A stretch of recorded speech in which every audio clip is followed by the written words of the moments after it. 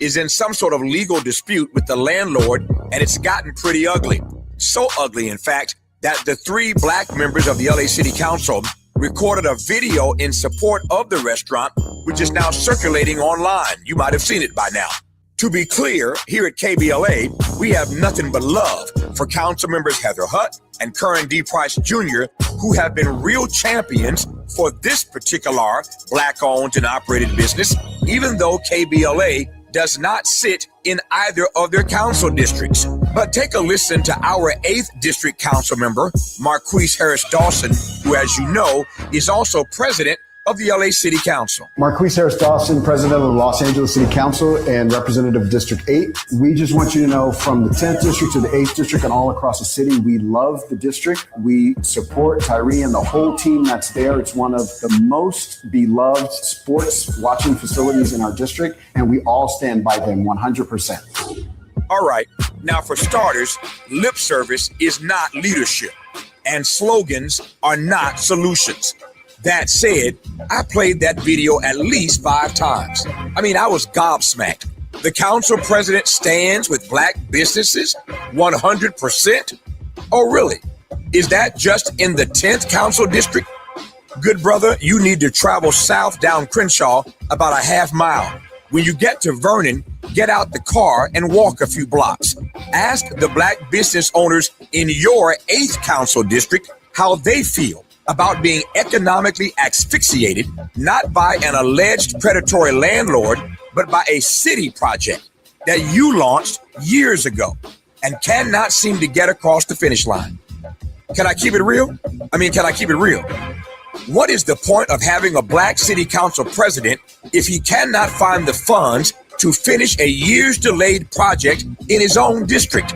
What is the point of having a black city council president who cannot curate a business interruption development fund for the suffocating businesses in his own district? I declare, these black faces in high places don't mean diddly squat if they cannot deliver for black people. In the next editorial, I'm going to tell you what accountability looks like. And if the city still can't figure it out, well, I guess we'll have to show them what accountability looks like. With a KBLA Talk 1580 editorial, I'm Tavis Smiley, and as always, we welcome your feedback.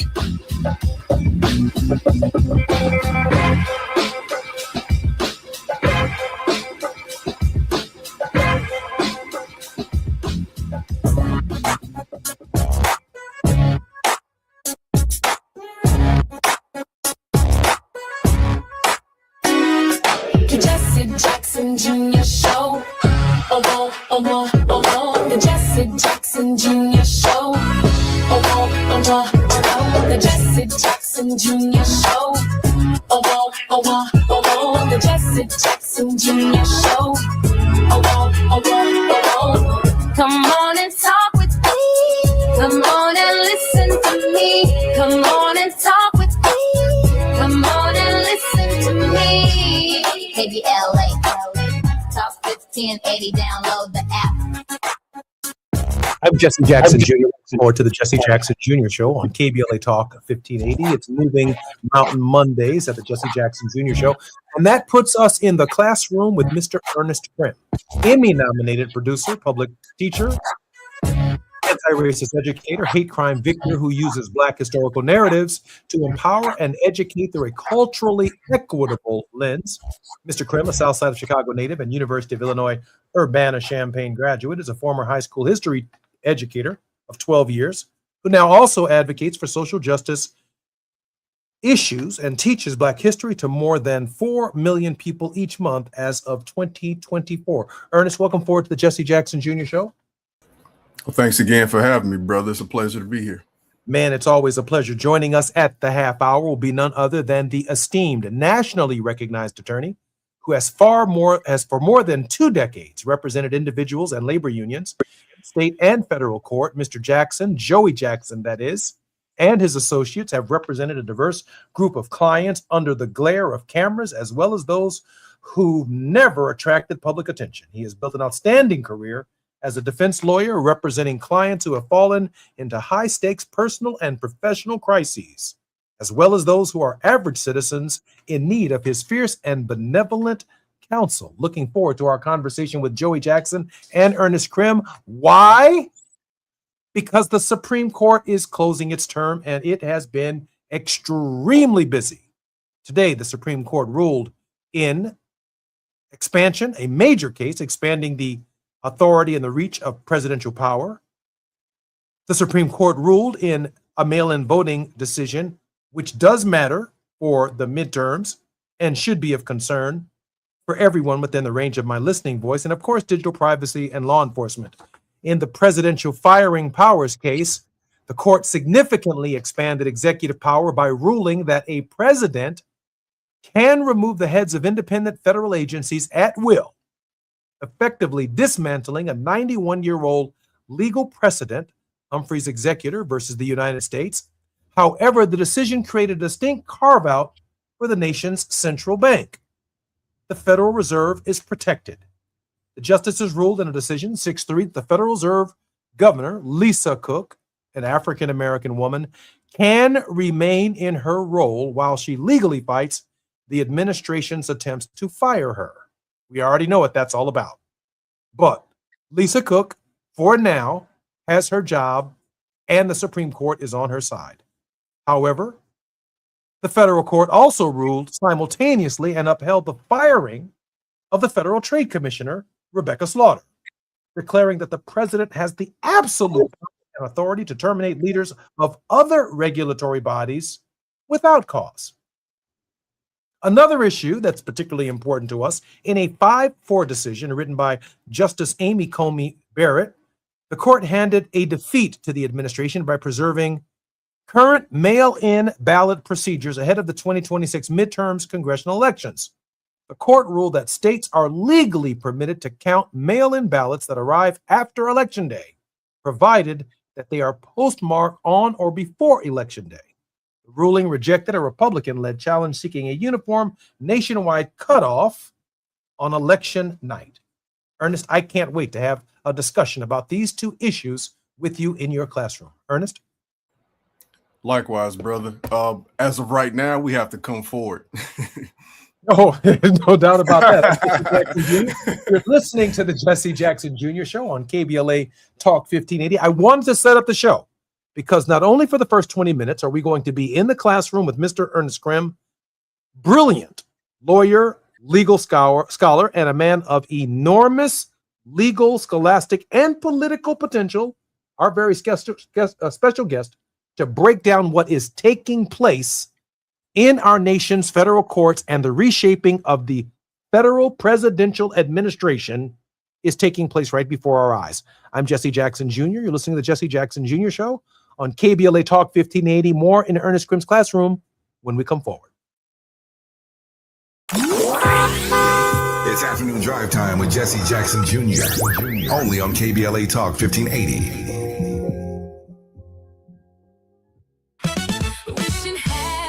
Birthday to KBLA, 5 years old, yeah, with more that's coming your way. Congratulations, come on y'all, let's celebrate. Happy birthday to KBLA. Look, 5 years deep and we still going up. Built it from the ground, now the real, no one else. Real talk on the air, then the truth get heard. Every day the proof getting served. He had a vision and he stayed with the plan. Now they tapped in from the beach to the land. Never back down, 7 days of the week, still going up now. We 5 years deep. Wishing happy birthday to KBLA. Tell me smiling, you did it with 5 years today. Congratulations, come on y'all, let's celebrate. Happy birthday to KBLA.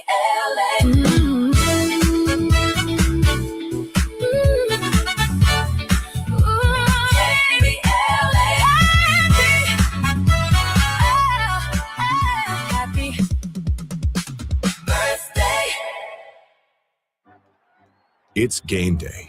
Are your moderate to severe Crohn's disease or ulcerative colitis symptoms keeping you from the action?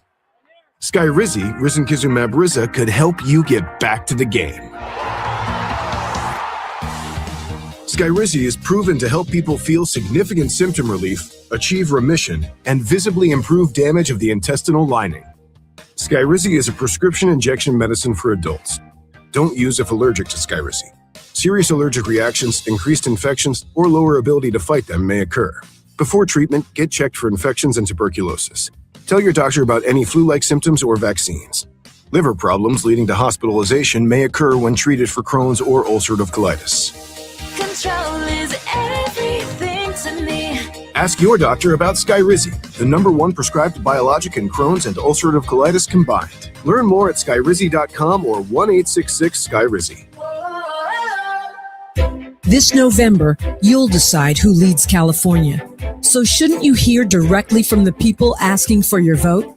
Join us for California Voices, a political town hall and ballot forum, Saturday, October 3rd, 2026. Meet candidates running for governor, lieutenant governor, attorney general, and other major statewide and local offices, including mayor of Los Angeles, city attorney, and LA County sheriff. Get clear, nonpartisan breakdowns of the propositions on your November ballot, both sides, no spin. And ask your questions directly, in real conversation, face to face. California Voices is brought to you by KBLA Talk 1580 and the Empowerment Congress, giving you the information you need before you vote. Mark your calendar, Saturday, October 3rd, 2026, California Voices. Follow KBLA 1580 for details and download the KBLA 1580 app. Your vote, your voice. Be there. Now back to more of Jesse Jackson Jr. on KBLA Talk 1580. The Jesse Jackson Jr. Show. The Jesse Jackson Jr. Show. The Jesse Jackson Jr. Show. The Jesse Jackson Jr. Show. King Quality drops the beat. Come on and talk with me. Come on and listen to me. Come on and talk with me. Come on and listen to me. KBLA Talk 1580. I'm Jesse Jackson Jr. Welcome forward to the Jesse Jackson Jr. Show on KBLA Talk 1580. Ernest, welcome forward to the show. Presidential firing powers. The Supreme Court, a sweeping decision, largely along ideological lines, that the president has a capacity to fire federal officials, federal officers within the executive branch. On its face, it seems like it's obvious, but maybe not so obvious upon further scrutiny. Ernest, your initial thinking?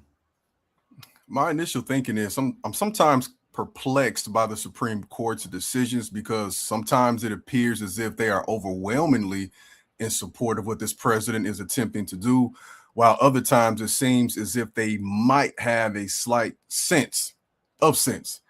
In this particular case right here, and I just want everybody to remember that I'm coming from the classroom, right? I'm still a certified social science teacher. I don't teach on a daily basis, but that's always my centering is our kids and our community. I think about what this will mean, all in all, about how we would explain this to kids in the classroom and what we would say to our kids in the household.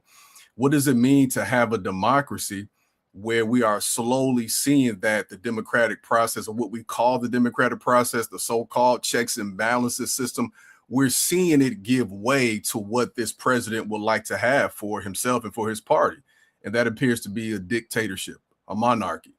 And to pull back something like this, while also at the same time siding against him for the mail-in ballots, that's what I mean by the inconsistency right there. But I think that we have to make sure they understand how this gives way inch by inch to us lessening the rights that we have here as people who are regarded as citizens. And that's a whole nother conversation that will come across our tables very soon about what it even means to be a citizen in these United States, where it seems as if we had leaders in the Supreme Court who were probably more liberal and open-minded 150 years ago in some ways than they are now. I think that's right. And in large measure because they were closer to the 14th Amendment than those of us who never had to fight for it, those of us who never experienced the concomitants of circumstances that laid the foundation for the 13th, 14th, and 15th Amendments to the Constitution. So there's a carve out in this presidential firing powers, and we'll get more on that from Joy Jackson at the half hour. But the justices ruled in a 6-3 decision that the Federal Reserve Governor, Lisa Cook, a sister, can remain in her role while she legally fights the administration's attempts to fire her. However, other agencies are unprotected. The court simultaneously upheld the firing of Federal Trade Commissioner Rebecca Slaughter. So let's move the Rebecca Slaughter side. Let's dig in deeper into the Rebecca Slaughter side of this, because I happen to think that if the Attorney General is the head of a federal agency known as the Department of Justice, and the Attorney General of the United States is investigating the President of the United States or some of his friends or cronies, and the President of the United States wants to intervene in that case, that the idea that the President of the United States can fire a sitting Attorney General because of pending indictments or wrongdoing or an investigation against him or her, as well as or investigations into his friends or supporters that he wants to stop, and the Attorney General does not turn back the wheels of justice, that this decision allows the President of the United States to fire the Attorney General of the United States. We've already seen it taking place in this administration. I don't agree with that. That's obstruction of justice from my perspective, or at least it used to be. Yeah, one of the best things he could have done for his, not even just his political career, but for his freedom, was to win that last election. Because I recall all the headlines leading up to that point in time was that, oh, for sure, he's going to be indicted. There were open discussions about the crimes he committed and the crimes he continued to commit. But when it became clear to the public that that was going to shift, of course, all of that took a back seat. And we have to constantly remind people that regardless of everything that he is doing to steer the conversation away, that we're still dealing with someone who has committed war crimes, someone who has done various unconstitutional things. We have to continue to center the Epstein files and various other things that have come to the forefront. This is a person who has the title of president, but he's nowhere near what that title should encompass. And what we're seeing over the course of the last year and a half now is an attempt to take all the conversations away from the crimes he has done, to continue to distract us as American citizens from what we are seeing happen over the course of his 2 terms.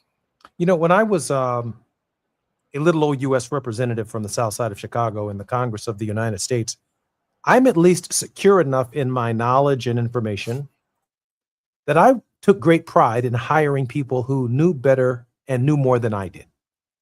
When I sat down as the representative of the people that I represented in Congress, I mean, I wanted the best chief of staff. I wanted the best legislative director.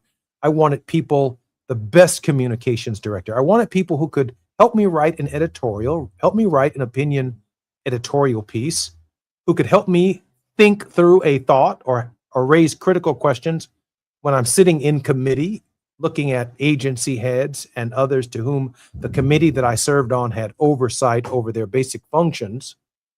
I was comfortable and secure in that space. Sometimes my initial whims, things that I thought should take place, I was advised against it by people around me who said, nah, that doesn't make sense. Why don't we approach it this way? Why don't we use Congressman report language as opposed to filing a piece of legislation? Because filing a piece of legislation gives people an opportunity to organize against your legislation, but report language allows for the creation of a study that allows people to rally behind the study and then support the legislation that you might offer in this space. I did that a number of times in the healthcare space, and I was very successful in passing legislation as a result of using the report language. What this smells of to me is a president who is immensely insecure, gets to hire people and put them in positions who are not more thoughtful than he or she is, but people who do specifically what he tells them to do. And if the president isn't very enlightened, inspired, knowledgeable, it doesn't really matter. It doesn't matter that the head of the CDC, someone who might have multiple medical degrees, as well as studies in biology and virology and all kinds of other ologies in order to be the head of the Centers for Disease Control. It doesn't matter, because in the eyes of the president, you already know less than he or she does.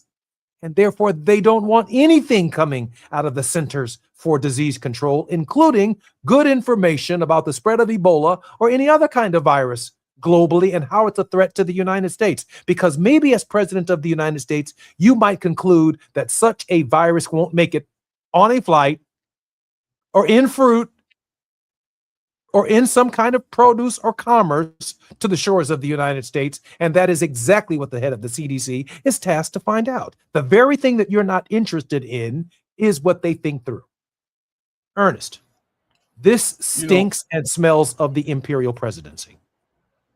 For sure. And what I think about as you talk is, a hallmark of intelligence is knowing what you're great at and knowing what your limitations are.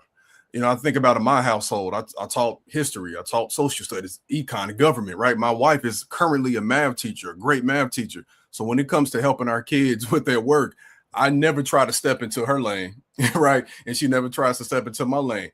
To me, it's almost like you can tell putting this on a practical level, when we have artists that release work, we can tell at a certain point when they've had too many yes men and women in their circle, as opposed to no man and women, right? When you, like you said, when you continue to grow and when you want to be a leader, you want people who are going to actually check you and tell you like, no, that's not it. We all know, like, and I'm not in any way comparing this president to people that we have liked as artists, but here's the comparison. We know when we first like somebody, that those first couple albums, those first 3 stand-up specials, we love it.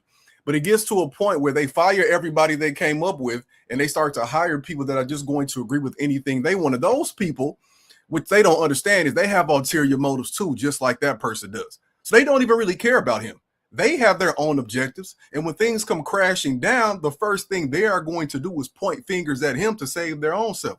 This is the equivalent to me of a person saying, look, I want to rob the bank, but it's too obvious if I go in there, with the gun, or I go in there with the attire of a criminal or a thug, right? But if I can become the head of the bank and I hire people in those positions, the bank tellers and the private bankers, then we can get this done easy.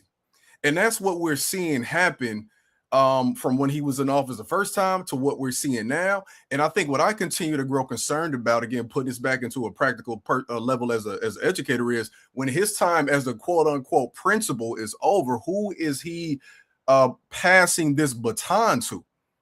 Or does he even aspire to that? Because we also have to keep in mind the status of his health. This is not the same things he said about President Joe Biden are the same things that are afflicting him as a person right now. Father Time always wins. Amazing. Let me tell you something funny, man, to make sense out of this, since you're breaking it down to where the Billy Goats and the students can get it. When I was growing up, I used to, and I still love to fish, right? So my grandmama Tibby, Matilda Burns, used to fish with a pole. She would take a little worm, put it on a hook, a little beat moss, and she would just sling the line on out there at the tip of the pole, and we would watch the bobber go up and down, and she snatched the bluegill or the crappie right out of the water. I went shopping the other day at the Bass Pro Shop, and I bought about 4 or 5 of them little poles right there because I don't want it to be complicated. Grandma Tibby wasn't complicated. She never used a reel. She just used a pole. Then I got sophisticated looking over at my grandpa, and my grandpa went and got me one of them little cheap Zebcos. That's the little reel where you push the little button, and then you put a worm on it, but you push the little button on the reel and you kind of throw it out there. And just before you throw it out, you let the button go. And then it cast it a little further than what Grandma Tibby could do with the pole. And as I got older, and I'm 61 years old, for the last 30, 40 years, I've been using a spinning reel, which is an open face reel that is a little bit more complicated because you have to pull the bell back and you throw it out there. And I'm really, really comfortable and competent in using a spinning reel. But in the last 2 weeks, I've been moving and trying to move to the baitcaster, which is a very, very complicated reel, but it's very, very different in terms of targeting the kind of fish that I want to catch, which is called a bass, right? So I've been hanging around the Bass Pro Shop. I've been going to Cabela's. I've been going to these little spots, hanging around people that I don't know, listening to little conversations about bait casting because I'm trying to teach myself how to bait cast, which is different than any other form of fishing that I've done in my life, but it's far more difficult. In other words, I have to hang around people who know more than I do about catching bass for the kind of fish that I want to catch, which is a very thoughtful fish. It is an elusive fish. It is a discerning fish. And it is a fish that is as intelligent as any one of us are doing anything. I have to have people around me who know more than I do. And that's not a weakness, Ernest. I'm sure you've figured that out. That's a strength to be able to acknowledge that even at 61 years old, we still have to grow. Ernest? Profound. Absolutely profound. You made me realize I haven't been fishing in a long time, and that's a problem. So I got to figure that out this summer. So thank you for that. I got to teach my kids because I barely know how myself. But maybe me and you could go sometime. I very much look forward to it. We are in Mr. Crimp's classroom. You're listening to the Jesse Jackson Jr. Show. A number of critical Supreme Court decisions have been decided today, and maybe the mother of all Supreme Court decisions will be decided, it is believed, tomorrow on citizenship and what is meant by the 14th Amendment of the Constitution's the Citizenship Clause, which, as you know, and everyone within the sound of my voice knows, that the 13th, 14th, and 15th Amendments are largely the amendments that brought to an end the peculiar institution of slavery and the citizenship rights of African Americans who had been in this country since 1619, and whose first 4th of July, July 4th, 1776, it would take 88 years before they would be emancipated with the Emancipation Proclamation, then the 13th Amendment, and then 1867, 1868, the 14th Amendment is added to the Constitution, inviting them into citizenship within the United States. The Supreme Court, rather than passing on a decision about citizenship, will be probably ruling tomorrow on what constitutes a U.S. citizen, and that has profound implications for the Negro in America. I'm Jesse Jackson Jr. We're in the classroom with Mr. Ernest Krim. More on KBLA Talk 1580 on Moving Mountain Mondays when we come forward. It's afternoon drive time with Jesse Jackson Jr. Only on KBLA Talk 1580.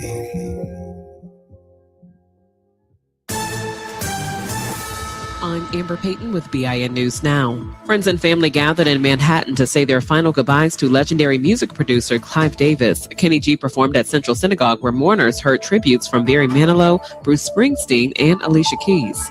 Clive, you are woven into the fabric of who I am, not just as an artist, as a woman.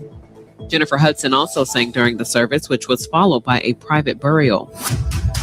Texas Democrats are leaving their Corpus Christi convention with work to do before November. Senate candidate James Tallarico is trying to shore up support among Black voters after beating Black Congresswoman Jasmine Crockett in the primary, while Democrats also court rural GOP voters on border security. And O.J. Simpson will not be featured on the Wall of Fame at the new Highmark Stadium. The Bills CEO says Simpson does not represent what the team stands for despite his 9 seasons in Buffalo. Get BIN News Now on demand 24/7 on the iHeartRadio app. Busy night?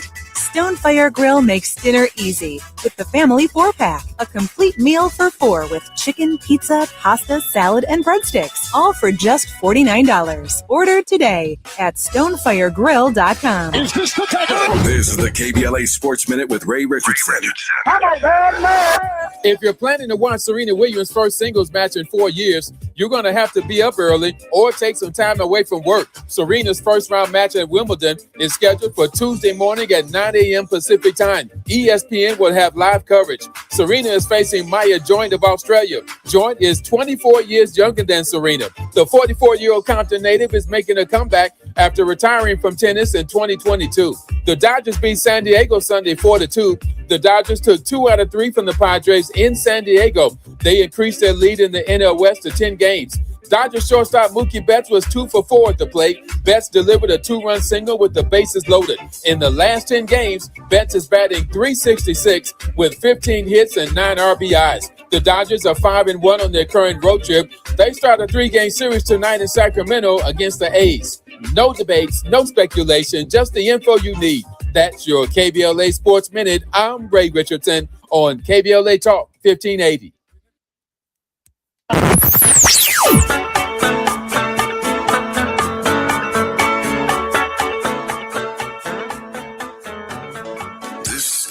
KBLA Talk 1580. Talk radio that's music to your ears. We're unapologetically progressive. KBLA Talk 1580. We've got a lot to talk about.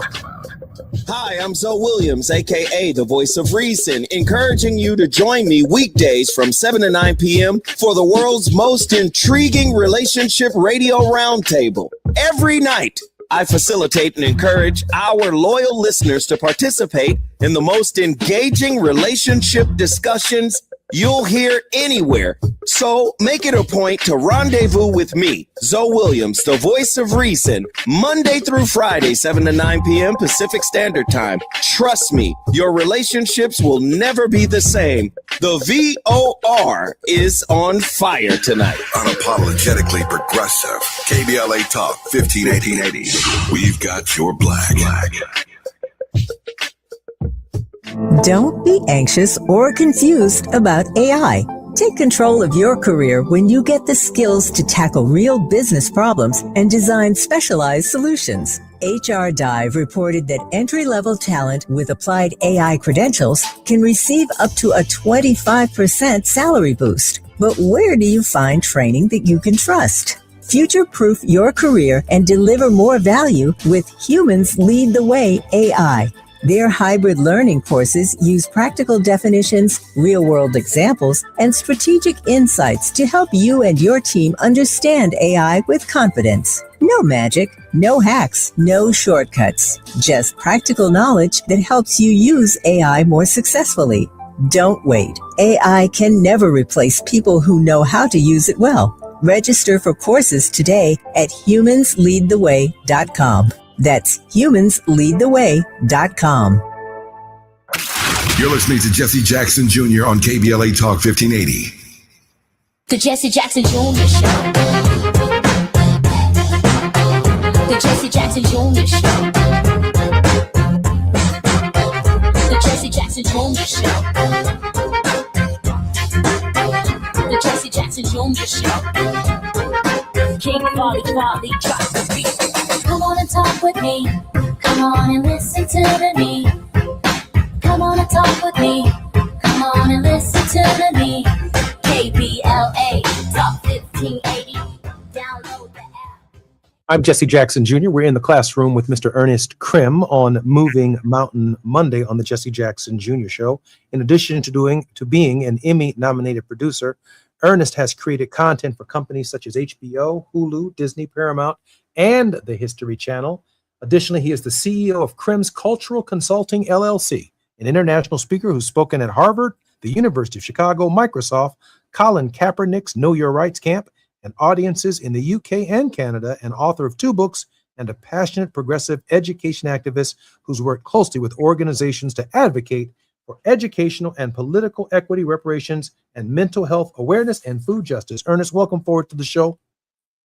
Thanks again for having me, brother. Hey, I was just during the break, I went to watch CNN for just a moment. And it seems to me that even though the presidential powers case on the Federal Reserve was clearly decided in favor of Ms. Cook, the president's he wants to talk about the slaughter decision, the other agencies that are unprotected. He said, yeah, I know you're asking me a question about that. This is what Donald Trump said within the last 2 minutes.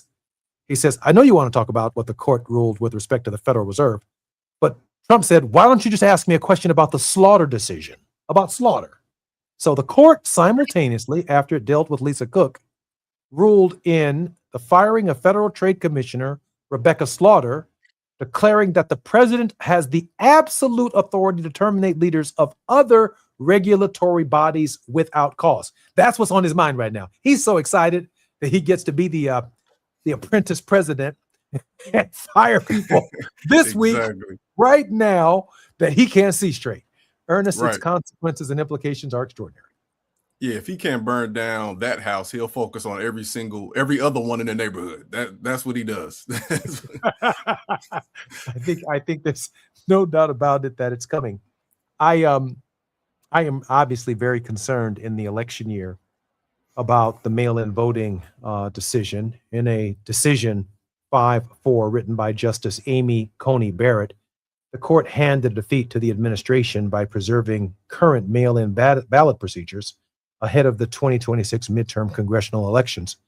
The court ruled that, watch this now, states, all 50 of them, are legally permitted to count mail-in ballots that arrive after Election Day. Now, that's a victory. I applaud the court for that, provided that they are postmarked on or before Election Day.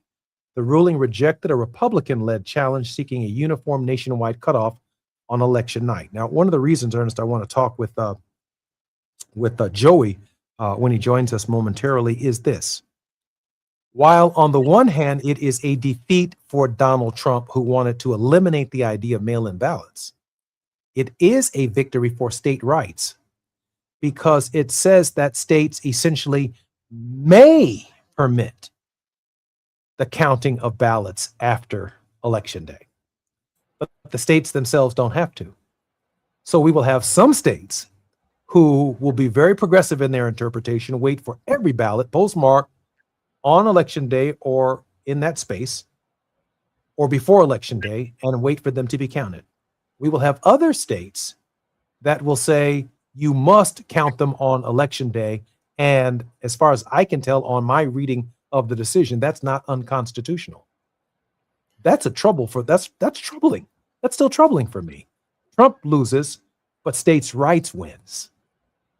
Yeah, that's immediately what I thought too. It's always interesting too, man, to see like how they swing between advocating for states' rights versus advocating for federal control over something, right? Because when you talk to somebody about, why are you flying the Confederate flag? Oh, because states' rights, because of my heritage and things like that. But you want the federal government to mandate something like this. But that's the first thing that stood out to me when you read that. And I would imagine that we'll see this divide in states that have been red.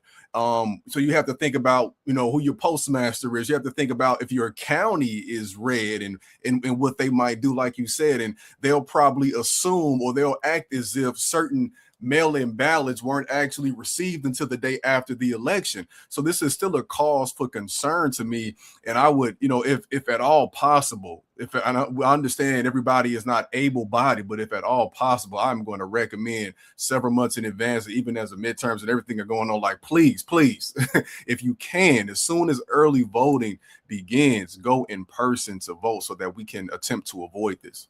So if you're I like that example that you gave. If you're a county official in a red state or a red county, and you've cast your vote on time, and the post office delivers the votes, that's a federal post office, to whoever's responsible for counting them, the Secretary of State or the local county clerk or whatever, and then the president of the county or the county board says, I'm giving everybody a week off. So all these ballots are sitting on our desk because we never sent them to the county clerk. Now, you can get the local counties to declare a holiday and say, we aren't going to count the votes, or we're not delivering. The post office has to deliver mail, but the county clerk and the county's off during that period. Then what? So we're still without now. Cook County and the city of Chicago, LA County has an interest in making sure that votes are counted as quickly as possible so that the people can have confidence in democracy. But then there are other counties in the country where they may not have an interest in making sure people feel comfortable voting and participating in democracy. Then what? And there are 3,500 counties, some of whom will count all of the votes as soon as and as quickly as possible beyond Election Day, and others of whom might have a worker outage or a shortage on those days, making it impossible to count votes in a reasonable time to certify an election that's trustworthy and honest, that isn't full of political corruption. Hence, I find it fascinating that when it comes to building highways and building trains from California all the way to the state of Maine, or from the north all the way to the deep south, we can build a train and have it ride on the same track. But in our democracy, we can't have the same system in every county that counts and delivers a certified election either on the day or shortly after the election, because each of those systems are different, with lots of latitude and lots of leniency, and in some counties, lots of history of keeping people from voting in the first place. Ernest? Brother, we have a very intricate postal system here, and I want to applaud everybody that works in that field. I don't think any of us has any idea what goes into it after you mail a letter, with mail your postal worker. Both of my grandfathers worked for the Postal Service. And I could just, when we drop something off, like this, just the intricacy of what goes into dropping that off and then going to the house, right? And I'm saying that because it's often mysterious to us. And it would be very easy for someone to just say, or a group of people to just say that we have no idea what happened to the ballots that were mailed in this district that just so happens to be, of course, a Democratic one. I want people to remember and understand that only one party in this country right now is attempting to limit the amount of people who vote in a country that is supposed to be a democracy. There was only one party that has attempted to limit that. We call, like, what we're experiencing is not an expansion of democratic rights and principles. What we're seeing is an attempt to maintain and have an oligarchy, a government by a few. Because the understanding is, and we have to really be clear on this, we have to ask questions. Why would they want to do that? Because I think they know and understand that the more people that vote, the more people who are aware of their crimes and what they do, the less likely they are to be able to maintain power. So that's what it is, and that's what it has always been. We have to remind people that when this country first became a thing, that only white men who owned property could vote. Not all white men, not white women, only white men who own property. So we're talking a plutocracy ruled by the wealthy. This democratic experiment we're talking about has only been roughly for the past 51 years since the Voting Rights Act of 1965. And they saw the progress that we have led and participated in, and we're like, oh, no, we can't do that. So we have to stay aware of what they are attempting to do, because the reason, of course, is nefarious. And it's because they understand that when we are participating, by and large, in higher percentages, locally, federally, statewide, then we can maintain power, control our power and our destiny. When we come forward on KBLA Talk 1580, Joey Jackson, nationally recognized attorney who has for more than 2 decades represented individuals, labor unions, state and federal court. Mr. Jackson and his associates have represented a diverse group of clients under the glare of cameras, as well as those who've never attracted public attention. He's built an outstanding career as a defense lawyer, representing clients who've fallen into high-stakes personal and professional crises. I'm so grateful that he's our very special guest. Joey, please come forward and say hi right quick before we come forward. A pleasant good afternoon to everyone, especially you. Joey, I'm so grateful that you're here. I'd love to hear your thoughts on the Supreme Court's decision and mail-in voting and presidential firing powers. When we come forward, we'll have about 9 minutes in the final segment of our show, but I'm very glad that you're here. More on KBLA Talk 1580 with Joey Jackson and Mr. Ernest Krim when we come forward. While you're stuck in traffic, we can at least bring you up to speed on the news of the day. You're listening to Jesse Jackson Jr. only on KBLA Talk 1580.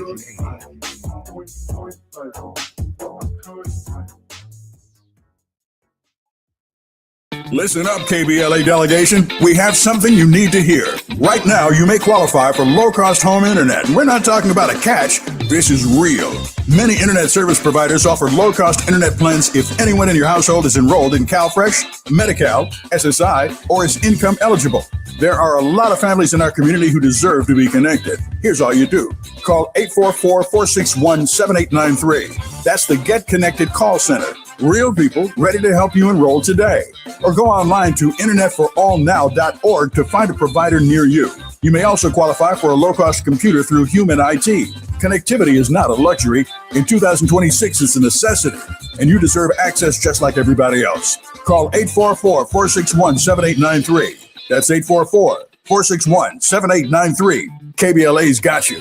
If you missed any of this, you can always go to our website at KBLA1580.com. Brought to you by KBLA Talk 1580 in partnership with the California Emerging Technology Fund, CETF. Going to a World Cup match in LA this summer? Ditch the parking stress and ride Metro. With direct service from across LA County, it's the easy way to get there for just $1.75 each way. Lena Bloom for the Bail Project. Imagine you're stuck in a jail cell and you can't afford bail and someone offers you a way out. Just plead guilty and you can go home and kiss your kids goodnight. What do? What thousands have. You plead guilty whether you are or not. Cash bail makes poverty a crime. That's why the Bail Project helps those who can't afford it while fighting to end cash bail. Because freedom should be free. Brought to you by the Ad Council. KBLA Talk 1580. We've got a lot to talk about.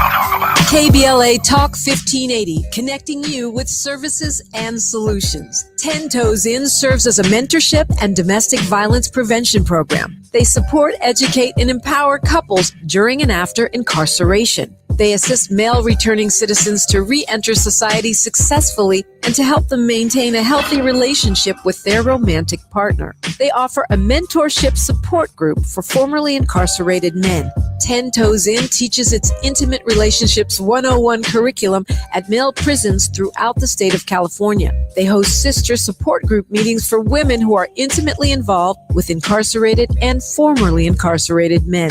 10 Toes In is a 501c3 nonprofit organization. To access their services or make a donation, please visit them online at 10toesin.org or find them on Facebook or Instagram. They are healing lives through relationships. This is a community call to action from KBLA Talk 1580.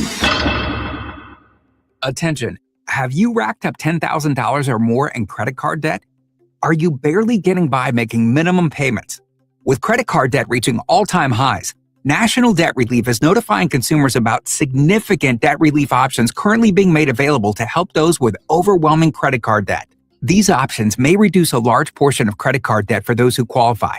You don't need to declare bankruptcy or take out a consolidation loan, and you may only have to pay back a fraction of what you owe, even if you have bad credit. National Debt Relief has already reduced the credit card debt for more than 550,000 consumers. So don't wait. If you owe $10, $20, or even $100,000 in credit card debt, you can now take advantage of this financial debt relief as the cost of living continues to skyrocket. To check what debt reduction you may qualify for, call 800-324-3030. That's 800-324-3030.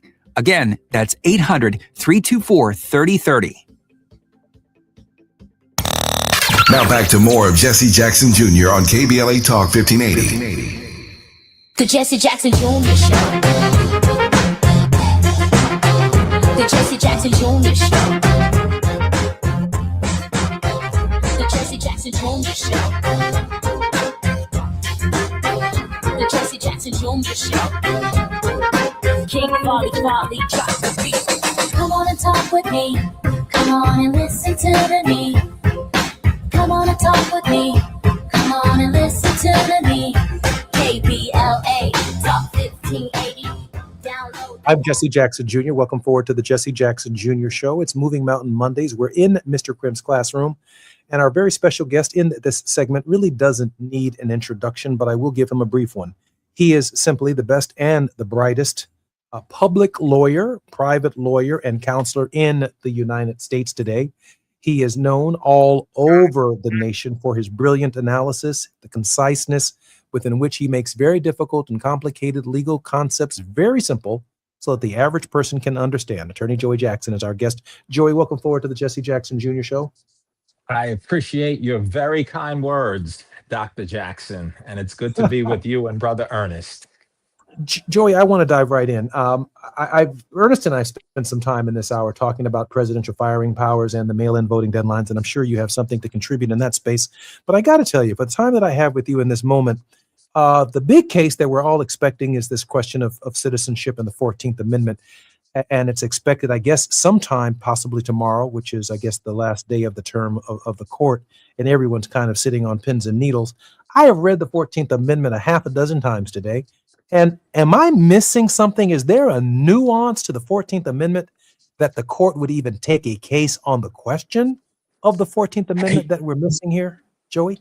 I do not believe that you missed anything. I think, but listen, I think what we cannot miss is the fact that we have a 6-3 majority, super Republican majority, and the manner in which this court has been interpreting decisions. I could take you to the voting rights decision on Calais, which essentially gutted the Voting Rights Act, and I could take you to what they did today relating to expanding the president's powers vastly. I could take you to a number of decisions which are head scratching. And so, listen, I don't think you missed anything. It clearly says born or subject to the jurisdiction of the United States. I think what the Republicans are attempting to do is say, hey, you're not really subject to the jurisdiction of the United States because you're a foreigner and you're an immigrant and you've sworn allegiance to another country. It's never, never, never the 14th Amendment and subject to the jurisdiction thereof been interpreted that way. It's been interpreted as if you're born here,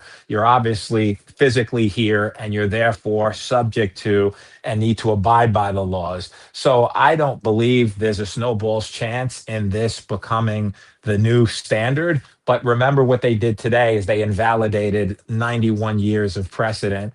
Not the first time this court has done that. They invalidated 91 years of precedent when they determined that the president has authority to fire people, even with independent agencies that Congress has promulgated laws to protect. So I don't know what they're going to do, but I think it's part of a larger pattern that very much concerns me about our democracy and its future.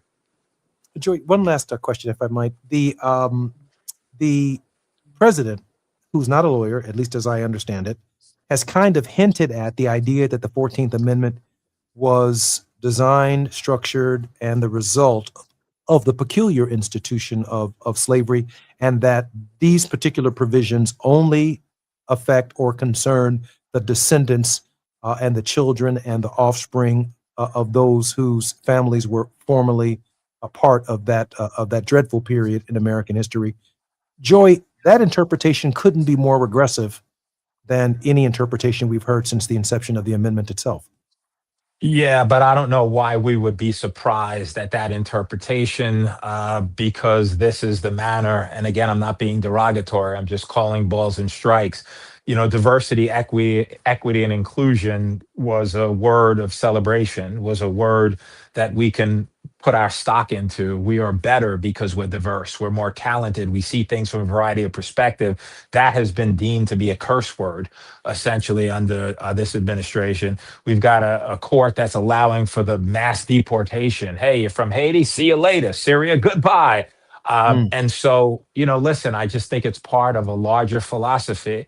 You know, even the Department of War, you know, they used to call that the Department of War back in the days of segregation. If anybody listening, go check it out, right? So we're coming even back to that. And so, you know, again, I'm not being derogatory, inflammatory. I'm hitting you with facts. I think that we're in a very dangerous time, and cutting funding to critical programs that are elevating and uplifting our community, like Head Start, cutting student loans that would allow people in our communities to get educated, cutting, again, diversity, equity, inclusion, which would allow for, you know, schools to promote the best and the brightest by giving people an opportunity that weren't put with a silver spoon in their mouth. Corporations, the same thing, denigrating them because people of color are advancing through the ranks. We're in very scary times. And I'll end it by, I know the time is scarce, but this voting thing is particularly scary because of the fact of what they're attempting to do. You look at the gerrymandering that's happening that was called for by this president to try to rig the elections.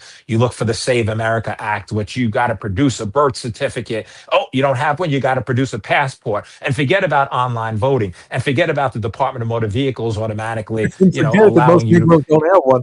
And forget it, that most Negroes ain't going nowhere and don't have a need for a passport. Right. It's crazy. So it's part of a larger narrative which suppresses the community, not only now, but for generations unborn. If this continues, elections have consequences. And that's why we have a 6-3 majority on the Supreme Court. We know who appointed them. So I am very concerned, notwithstanding the law, because you know, and I know that lawyers can make any argument. And depending upon who you're making the argument to, like this irrational Supreme Court that we have now, who knows what they do. Mr. Krim? Yeah, once again, thanks again for your time, Brother Jackson. In closing, I would ask you to do what I'm expected to do every Monday. And I know this is very difficult. In about 90 seconds or so, can you provide us with a word of hope somehow, some way?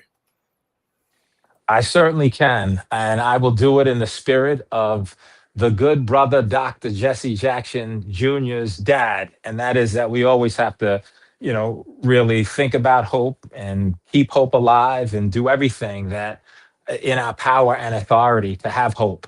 The reality is that as long as God keeps us breathing and keeps us alive, we all have a chance. But we have to empower ourselves. How? We have to empower ourselves by going to the polls, by making sure we vote, by spreading the word, by being focused on our democracy, by taking care of our children, by making sure that they know that they've got to uplift and educate themselves, by being part of this, big mosaic, and just by being tuned in to what's happening so that we don't get hoodwinked, had, and bamboozled. And so I remain hopeful, as a child of the Most High, as we all are, right? We know that He's got us. We know that better days are ahead, but faith without works is dead. And so we have to do everything and anything on any given day, Monday through Sunday, all right, to make sure we stay on track, because it's easy to get pulled off and it's easy to see the negative. But when I see people like you, Dr. Ernest and Dr. Jackson, I'm emboldened, because I know we have good people on that wall who are fighting hard for all of us and educating our communities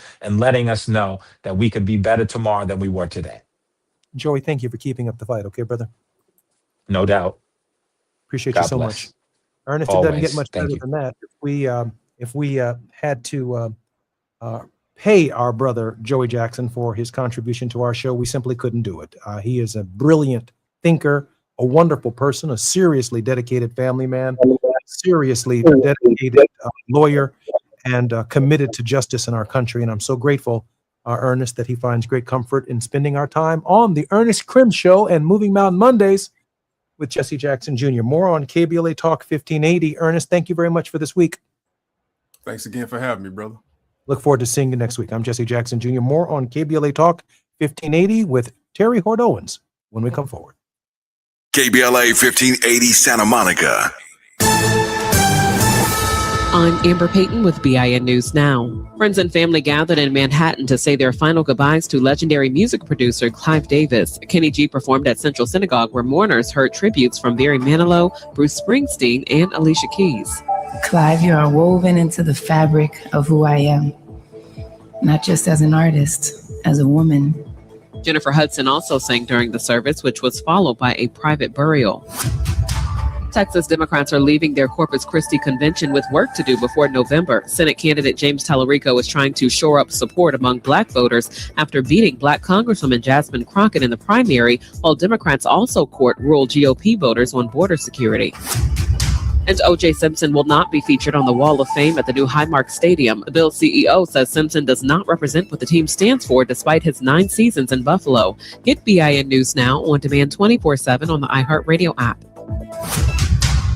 Busy night? Stonefire Grill makes dinner easy with the family 4-pack. A complete meal for 4 with chicken, pizza, pasta, salad, and breadsticks. All for just $49. Order today at stonefiregrill.com. This is the KBLA Sports Minute with Ray Richardson. If you're planning to watch Serena Williams' first singles match in 4 years, you're going to have to be up early or take some time away from work. Serena's first-round match at Wimbledon is scheduled for Tuesday morning at 9 a.m. Pacific time. ESPN will have live coverage. Serena is facing Maya Joint of Australia. Joint is 24 years younger than Serena. The 44-year-old Compton native is making a comeback after retiring from tennis in 2022. The Dodgers beat San Diego Sunday 4-2. The Dodgers took 2 out of 3 from the Padres in San Diego. They increased their lead in the NL West to 10 games. Dodgers shortstop Mookie Betts was 2 for 4 at the plate. Betts delivered a 2-run single with the bases loaded. In the last 10 games, Betts is batting .366 with 15 hits and 9 RBIs. The Dodgers are 5-1 on their current road trip. They start a 3-game series tonight in Sacramento against the A's. Note